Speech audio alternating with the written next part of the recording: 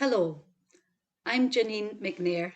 I'm a tutor on the pre-sessional courses and I'm doing a PhD into productive agency in the online EAP classroom. This presentation is about using images to help EAP students understand the key concepts which come into our courses. I will explain a little about the validity of using images. Then I will show you the key concepts and images themselves, followed by a student task and feedback. There will be a little bit more summing up with some theory on the use of images, and finally, a look at future development. Highland stated that the screen was becoming more important than the page, and that images were therefore more essential to meaning making than before. And I think that now in 2021, this is even more true. Personally, I found using images cuts down on teacher talking time and is very suitable for the online delivery that we're using nowadays. Even more importantly, images cater for student diversity, both cultural diversity but also language ability, and they are pretty much universal. Look at the chain, for example.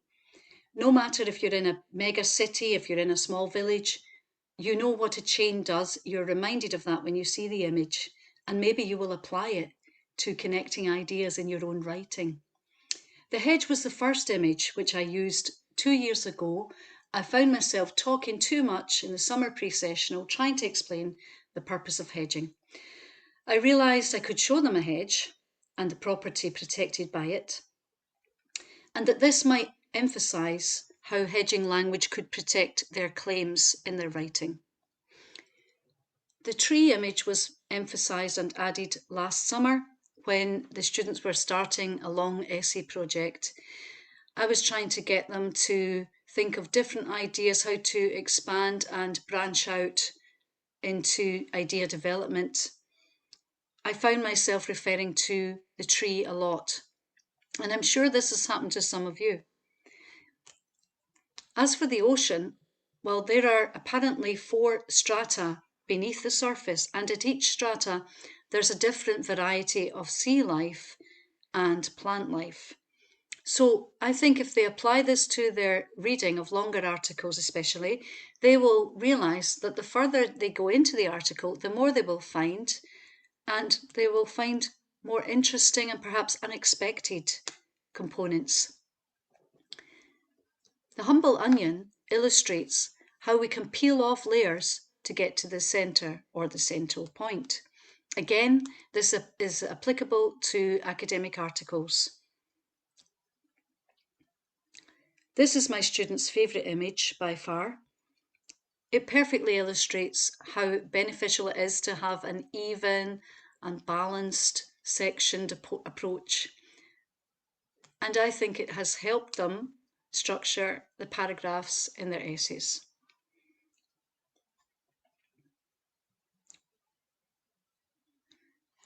When it comes to academic reading, our students don't usually have much experience at the beginning of the course. But they do have experience of going to bookshops and libraries.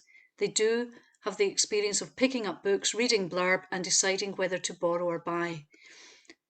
Effectively, that's what they're doing with the abstract, so I found this a useful analogy. You may wonder about the frame.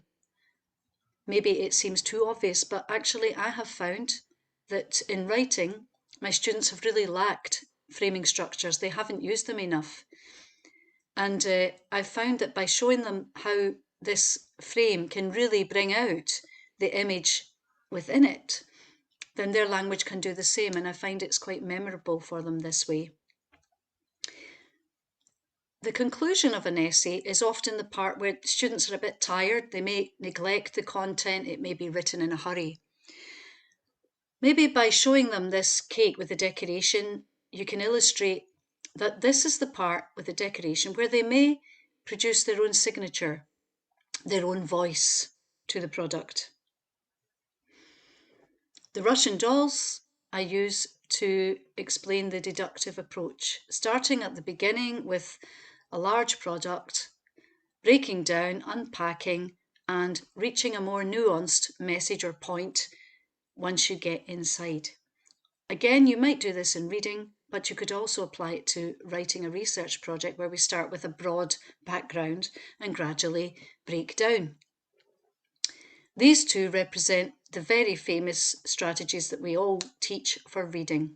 You don't need to be Sherlock Holmes to work these ones out. I find them useful because, they are basic, but I feel that they do bring home the message. This is an exercise I've used with students to reinforce the points and just to give them a memory, a challenge. I also, on that same day when I present this task to them, I ask them to complete 2 lines expressing their feedback, how they feel about using these images in class, if they've been helpful. So I've just selected here 5 responses. I have done this with about 30 people, but I've just selected 5. They seem to represent quite well the general feeling in the students. So unsurprisingly, perhaps the pizza is one of the most popular ones. Also the scanner, the Russian dolls, and the milk and the sea. In order to find out a bit more about this and be sure that it wasn't just because they like the look of the image, yes, I would have to do a more complex questionnaire. I'm thinking of doing that. I may do that soon with students. But the main thing for me is just to try to get them to reflect on the concepts and to try to, as I said at the beginning, reach a different range of students, to reach the students who may not relate so well to words. Indeed, as McCall said in the bright green on the right-hand side, whilst in earlier stage of education, we tend to use images a lot, but we tend to abandon them later on in education. And you have to think if that is a useful approach, whether we should use them more than we do. Schwartz said that we live in a visual culture, and so being literate involves the recognition and use of images. These are 3 images which I have added recently to my image bank. The one on the bottom left, patterns, well, because often reading discourse, reading articles, we're emphasizing patterns of discourse, trying to get them to recognize that. And so I find that helps illustrate that. The lens to focus in, and the cocktail for the synthesis of ideas into one finished and beautiful product. Thanks very much for your attention. If you'd like to ask me any questions or use the material, please send me an email. Meanwhile, we can talk a bit more now, and I'd like it if you could share any ideas or any experience you have yourselves of using images in the EAP classroom.